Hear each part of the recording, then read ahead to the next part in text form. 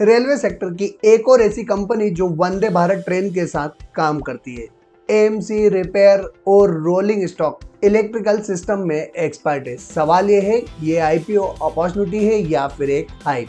आज हम बात करेंगे धारा रेल प्रोजेक्ट्स लिमिटेड के आईपीओ के बारे में। उससे पहले अगर अभी तक हमारा चैनल सब्सक्राइब नहीं किया तो जल्दी से चैनल सब्सक्राइब करके बेल आइकॉन प्रेस कर दीजिएगा। मैं हूं आपका दोस्त राजेंद्र सिंह।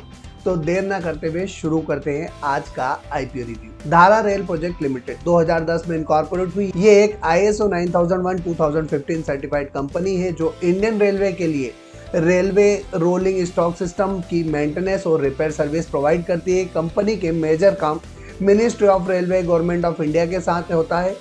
ये या तो डायरेक्ट टेंडर के थ्रू या फिर OEMs के साथ कोलैबोरेशन में। बिजनेस मॉडल की अगर बात करें तो धारा रेल प्रोजेक्ट्स का बिजनेस मॉडल सर्विस ओरिएंटेड है, जिसमें रिक्योरिंग रेवेन्यू का स्कोप होता है। कंपनी की सर्विस की अगर हम बात करें तो AMC एंड रिपेयर, जहां पर ट्रेन लाइटनिंग सिस्टम सभी टाइप के ट्रेन के लिए including Vande Bharat train. OHE maintenance vehicle, AMC और रिपेयर सर्विस इलेक्ट्रिफिकेशन मेंटेनेंस के लिए क्रिटिकल इक्विपमेंट। नंबर 3 पर आता है power car and HVAC system, train के पावर कार्स के इलेक्ट्रिकल इक्विपमेंट HVAC सिस्टम्स की सर्विसिंग और मेंटेनेंस। चौथे नंबर पर आता है SITC यानी इलेक्ट्रिकल इक्विपमेंट का supply, installation, testing, commissioning for all type of railway rolling stock. और नंबर 5 पर outsourcing railway services, coach operation, faulty detection, on site trouble shooting. इसका मतलब कंपनी इंस्टॉलेशन के बाद भी लॉन्ग टर्म सर्विस कॉन्ट्रैक्ट में involve रहती है। अगर कंपनी के क्लाइंट प्रोफाइल की बात करें तो कंपनी प्राइमरीली काम करती है इंडियन रेलवे के लिए रेलवे जोन्स के लिए OEMs पार्टनर, जहां ट्रेन एंड इक्विपमेंट मैन्युफैक्चरर शामिल होते हैं। रेलवे सेक्टर में एंट्री बैरियर हाई होते हैं। सर्टिफिकेशन और अप्रूवल मैंडेटरी होते हैं। यहाँ ISO सर्टिफिकेशन और पास्ट एग्जीक्यूशन कंपनी के लिए पॉजिटिव फैक्टर माना जाता है। अगर सेक्टर आउटलुक की बात करें तो इंडियन रेलवे एक लॉन्ग टर्म ग्रोथ स्टोरी है, जहां Vande Bharat train expansion, electrification, modernisation, maintenance, outsourcing का ट्रेंड, इसका फ़ायदा मेंटेनेंस और AMC बेस्ड कंपनीज को मिलता है क्योंकि रेवेन्यू रिक्योरिंग होता है, असेट लाइट मॉडल होता है। अगर हम एक बार रिस्क फैक्टर की बात करते हैं तो धारा रेल प्रोजेक्ट के केस में भी कुछ रिस्क शामिल है, जैसे high dependency on Indian government and railway sector पे, टेंडर बेस्ड बिजनेस है, मार्जिन प्रेशर में रहता है, पेमेंट साइकिल स्लो हो सकता है, क्लाइंट कंसंट्रेशन रिस्क हमेशा बनी हुई रहती है और SME सेगमेंट में लिक्विडिटी इशू होता है। इसलिए सिर्फ सेक्टर ग्रोथ देखकर डिसीजन लेना गलत हो सकता है। अब बात करते हैं कंपनी के आईपीओ डिटेल की, जहां पर 23 दिसंबर के दिन आईपीओ शुरू होने वाला है तो 26 दिसंबर के दिन आईपीओ क्लोज हो जाएगा। 31 दिसंबर के दिन लिस्टिंग होने वाली है। 10 रुपये फेस वैल्यू वाला है शेयर है। 120 से 126 रुपीज़ का प्राइस बैंड होने वाला है। तो 50 करोड़ का आईपीओ साइज है, जो कि पूरा का पूरा फ्रेश इशू होने वाला है। बुक बिल्ड इशू टाइप है, NSE का SME आईपीओ और मिनिमम इन्वेस्टमेंट 2000 शेयर्स के लिए 2,52,000 रुपीज़ के लिए करना होगा। अब बात करते हैं कंपनी के फाइनेंशियल्स की, जहां पर कंपनी ने अपने फाइनेंशियल्स मार्च 23 से सितंबर 25 तक के दिए।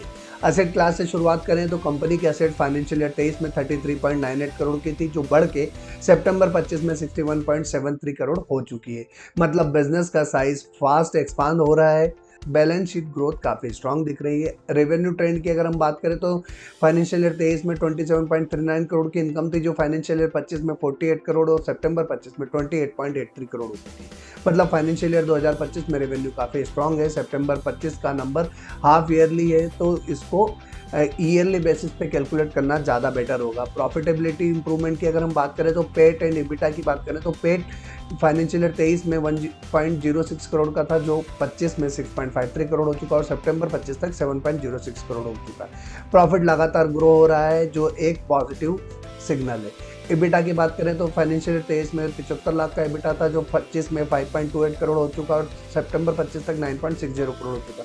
मतलब EBITDA बताता है कि ऑपरेशनल एफिशिएंसी इंप्रूव हुई है और कंपनी के मार्जिन लगातार बेटर हो रहा है। नेटवर्थ की बात करें तो फाइनेंशियल ईयर 23 में 3.39 करोड़ की नेटवर्थ थी, जो फाइनेंशियल ईयर 25 में 12.89 करोड़ हुई और सितंबर 25 में 19.95 करोड़ हो चुकी है। नेटवर्थ ऑलमोस्ट 6x हो चुकी है, जो काफ़ी अच्छी ग्रोथ को दिखाता है और कंपनी के फाइनेंशियल काफ़ी स्ट्रॉन्ग स्ट्रेंथ के साथ बढ़ रहे हैं। अब बात करते हैं कंपनी के रिजर्व्स की, तो 3.29 करोड़ की मार्च 23 में रिजर्व थी, जो बढ़ के 12.79 करोड़ फाइनेंशियल 25 में और 8.85 करोड़ सितंबर 25 में, मतलब सितंबर 25 में थोड़ा एडजस्टमेंट दिखता है जो नॉर्मल हो सकता है। अब बात करते हैं डेप्ट की, तो फाइनेंशियल ईयर 23 में 22.74 करोड़ की डेप्ट थी, जो सितंबर 25 में 21.29 करोड़ पर आ चुकी है। मतलब कंपनी ग्रोथ के साथ डेप्ट को भी कंट्रोल कर रही है। इंटरनल कैश फ्लो इंप्रूव हो रहा है, बैलेंस शीट ज़्यादा हेल्दी होती जा रही है। बात करते हैं कंपनी के वैल्यूएशंस की, जहां पर ROE 67.85% का, यानी ROE काफ़ी हाई है,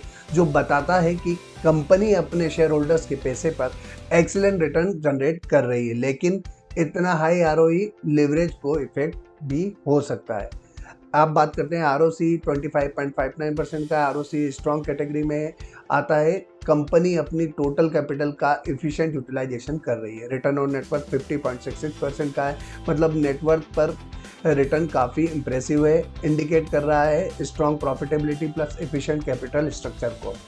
नंबर 2 पर आता है मार्जिन प्रोफाइल, जहां पर पेट मार्जिन की बात करें तो 14.67 का है। डबल डिजिट पेट मार्जिन बताता है कि बिजनेस प्रॉफिटेबिलिटी ऑपरेट कर रही है। इबिटा मार्जिन 11.88% का है, जो कि ऑपरेशनल मार्जिन डिसेंट है, लेकिन फ्यूचर में स्कोप है। डेप्ट एंड लिवरेज की अगर बात करें तो डेप्ट टू इक्विटी रेशियो 1.66 का है, तो डेप्ट थोड़ा हायर साइड पर है।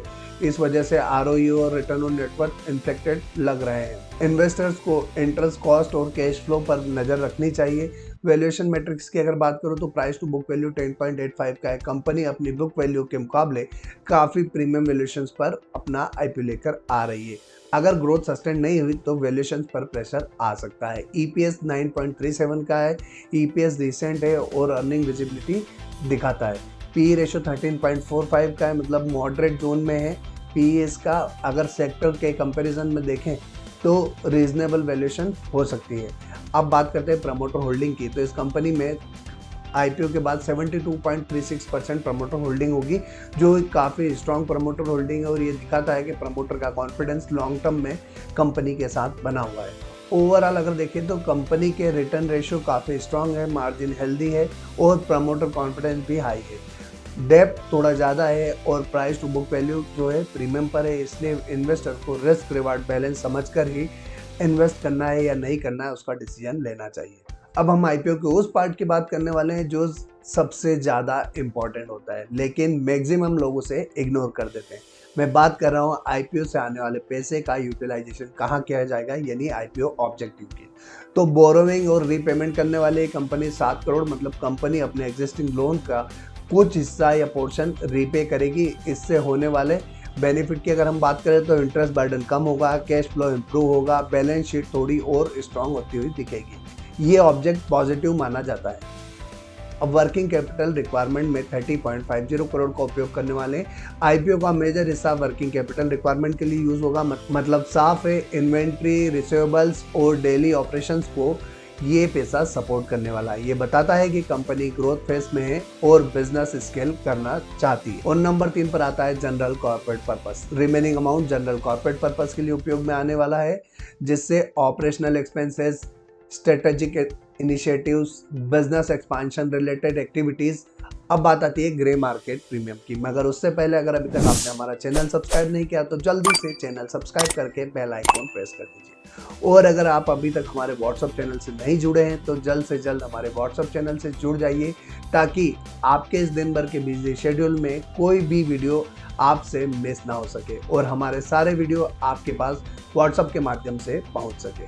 फिलहाल ग्रे मार्केट में 11.11% की प्रीमियम देखने को मिल रही है, लेकिन GMP कभी भी बढ़ या घट सकती है, तो कभी भी सिर्फ GMP के आधार पर किसी भी IPO में अप्लाई मत कीजिएगा।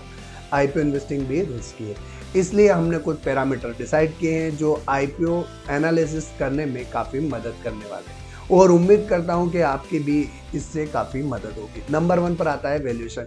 इस कंपनी की IPO की वैल्यूएशन थोड़ी प्रीमियम लग रही है।